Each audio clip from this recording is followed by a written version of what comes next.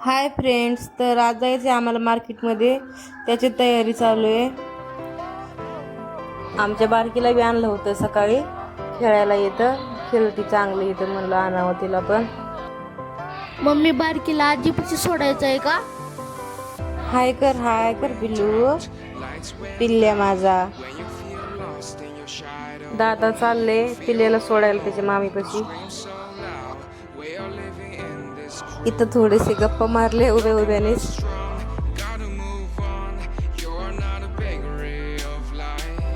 चला मग जाऊ आता पटा. लिहून पण आले दादा. हा मम्मी. रिक्षा पण दिसत नाही एक पण. कधी रिक्षा भेटते काय माहित दादा.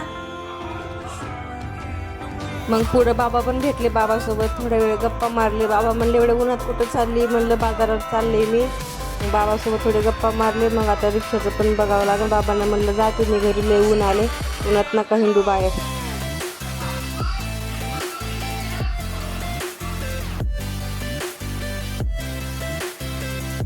एक रिक्षा दिसली आहे पण ती थांबतीच नाही काय माहित, नशीब आता बघू.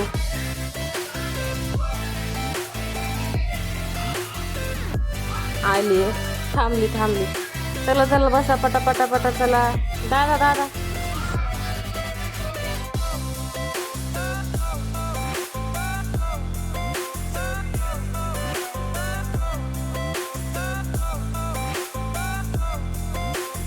मग तिथं रिक्षावाल्याला पैसे दिले.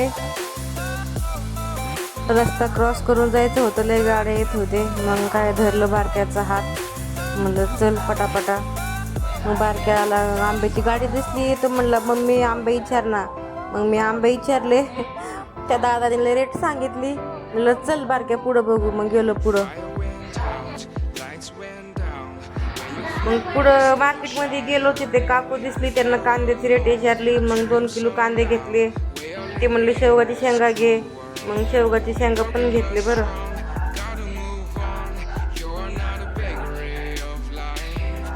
वांगे पण दिसले मला तिथं, वांगे पण घेतले मी. वांगे घेऊन निघालो पुढं.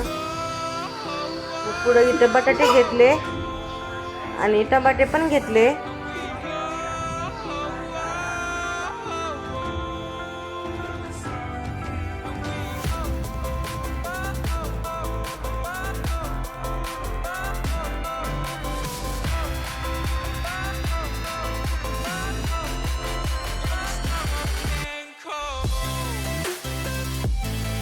पुढे एक काकू दिसली. मग ते म्हणले इकडं त्यांची माझी थोडीशी ओळख आहे.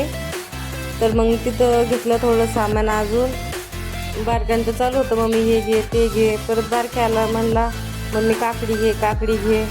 मग काकडी पण घेतली 2 किलो. परत मग ती काकू म्हणते कारले घे. कारले पण बघितले. ते म्हणत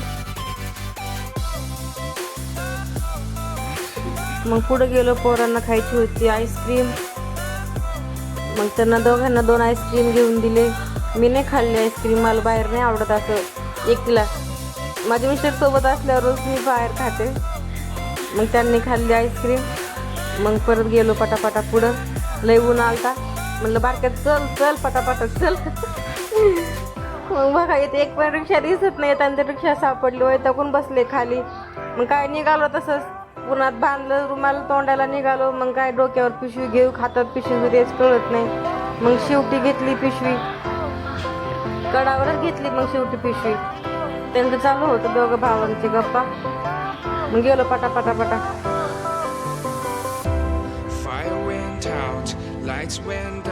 मग ते दोघं भाऊ पळत होते, त्यांच्या हातातच पिशवी दिली. म्हणलं घ्या तुम्ही पिशवी, आता लय जड झालती.